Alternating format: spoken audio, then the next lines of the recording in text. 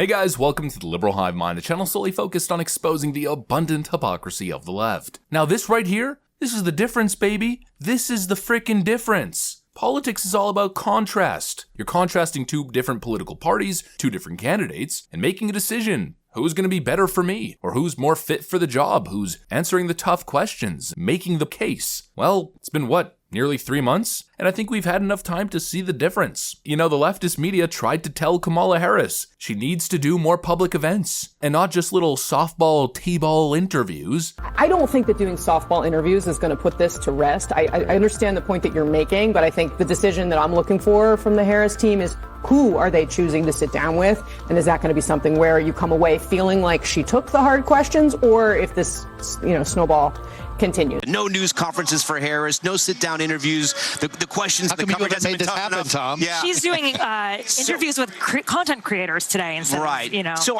let's call it the Harris honeymoon, right? When does the Harris honeymoon end? Because at some point she's going to have to sit down. She's going to have to do a serious interview. She's going to have to go unscripted, maybe even a full news conference, but it has to happen. Oh, absolutely. You know, these softball interviews were never gonna cut it, especially if you're such a walking, talking disaster and you show up to these t-ball, softball interviews. You know, kind of the whole point of softball and t-ball is it's supposed to make it a little bit easier for you to hit it, but despite the fact you keep striking out. You know, Kamala Harris can't get the job done. She can't get the big optics win, even when people are handing it to her, lobbing the ball so softly, so gently, setting it up for her, saying, Kamala, we've given you the questions, we've even helped you in your answers, and we're even editing your answers, and it's still not working. Complete utter disaster. Meanwhile, the Trump camp, Donald Trump and JD Vance, keep going directly into the lion's den, and they are absolutely killing it. We're reaching the home stretch here, folks. It's time to get the job done. The clock is ticking down. Who's going to make that clutch play? Well, it seems as though it's coming from the Trump team. JD Vance blesses the internet with yet another home run. And like I'm saying, friends, the contrast, it just couldn't be clearer. Who's competent and who, frankly, is incompetent? Well, let's take a look. We got some stuff to get into, so let's roll the tape. All right, so usually some of these clips need a little bit of preparation, a little bit of context before I play them.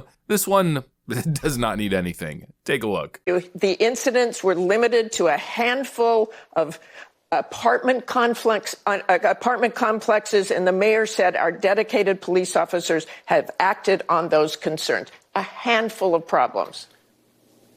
Only, Martha, do you hear yourself? Only a handful of apartment complexes in America were taken over by Venezuelan gangs, and Donald Trump is the problem and not Kamala Harris's open border? Americans are so fed up with what's going on, and they have every right to be. And I really find this exchange, Martha, sort of interesting because you seem to be more focused with nitpicking everything that Donald Trump has said rather than acknowledging that apartment complexes in the United States of America are being taken over by violent gangs. I worry so much more about that problem than anything else here. We've got to get American communities in a safe space again. And unfortunately, when you let people in by the millions, most of whom are unvetted, most of whom you don't know who they really are, you're going to have problems like this. Kamala Harris, 94 executive orders that undid Donald Trump's successful border policies.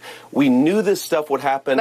They bragged about opening the border, and now we have the consequences, and we're living with it. We can do so much better, but frankly, we're not going to do better, Martha, unless Donald Trump calls this stuff out. I'm glad that he did. You know, it's just win after win after win. That clip, just released this morning, has already garnered millions upon millions of views across social media platforms. You know, going back to Telepromptergate, which we spoke about yesterday, I was talking about how this one frame, this one shot of a teleprompter in front of Kamala Harris essentially overshadowed her entire media blitz. She can't even get over 1 million views on any of her interviews. Meanwhile, look at this. JD Vance just shows up casually on ABC News and he breaks the freaking internet. It's just not the same thing, and the Trump campaign is totally outshining the Kamala Harris campaign. And it's honestly thanks to two things. Firstly, JD Vance is a great speaker. He's a great debater. Donald Trump, maybe not as good of a speaker, but he's got his own quirks and his own ability to get things done. He just does it in a very, rash kind of way. But anyways, the point is they're both good at what they do in their own ways. And the second element is, these talking heads in the media are just the worst. Holy frickin' moly. They just continuously prove us right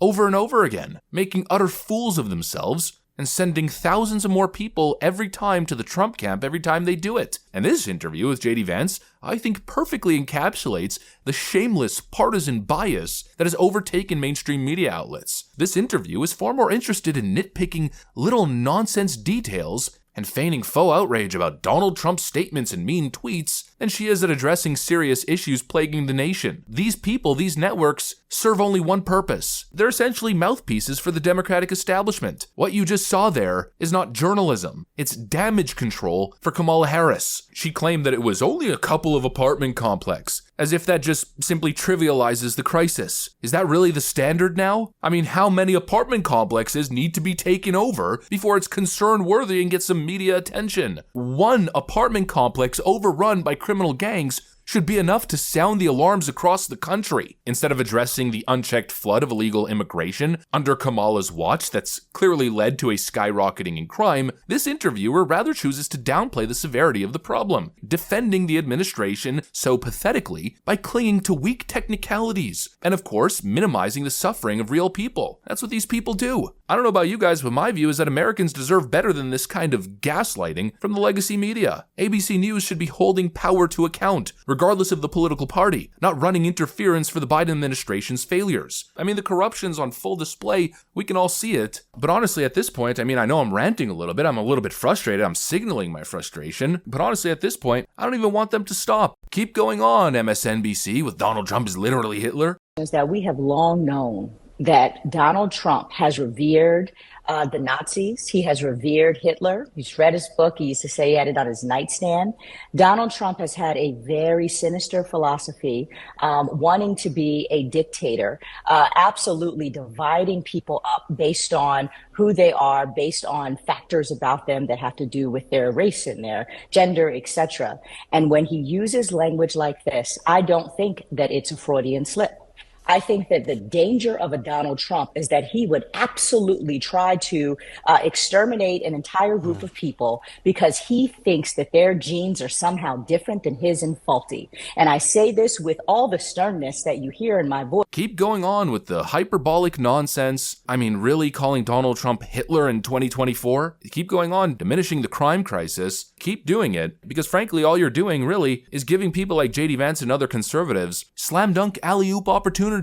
I mean, honestly, if you think about it, if you're a competent person, which a lot of these conservative politicians are, this stuff is better than a softball interview. You know, the Democrats ought to take notes. This is how you freaking win elections. Most importantly, this is how you get loyal grassroots support. The people are fed up. They're done with the BS. And it's becoming clear, it's becoming obvious. Every single day, it's becoming clearer and clearer who's real and who's not. Who's got the nation's best interest at heart and who's playing politics. You know, really the question is, who's the real deal? I think it's pretty obvious it's Trump and JD Vance. And really the headlines are starting to reflect reality. Kamala Harris is getting help to clean up her style in interviews after failure to explain how she differs from Biden. She's trying to be the president of the United States and she needs to get coached on how to be successful in interviews. You know, that's just unacceptable. We're talking about who's going to be the leader of the free world, the most powerful office probably in human existence, and Kamala Harris needs help. Oh, please, somebody help me. Are you freaking kidding me? What an absolute joke, and I think people are really starting to realize. LaQuint Dickey voted for Obama twice.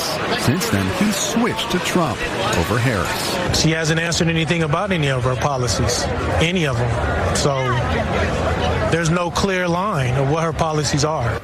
Kamala Harris hasn't answered anything about her policies, any of them. That's the direct quote from a 2-times Obama voter turning Trump supporter. And I think that really reflects the general sentiment here. People are just not getting answers to their questions. They're not feeling like Kamala Harris is authentic, and on top of that, they're not feeling like she's competent. And obviously, not everybody, but at least most people with working brains realize that that's probably not a good thing for the person who's trying to get elected to become the next president of the United States of America. And it's kind of funny, huh? I remember the panic, and I certainly remember the fake news narrative that Donald Trump essentially lost the election the moment he picked JD Vance as his running mate. JD Vance is horrible, the worst pick ever. Boy, are these leftoids in the media now eating their words, huh? JD Vance turned out to be a masterful pick. The guy's an absolute frickin' ace. Meanwhile, Kamala Harris on the other side is here hoping that she could be unburdened by the interview failures of her recent past.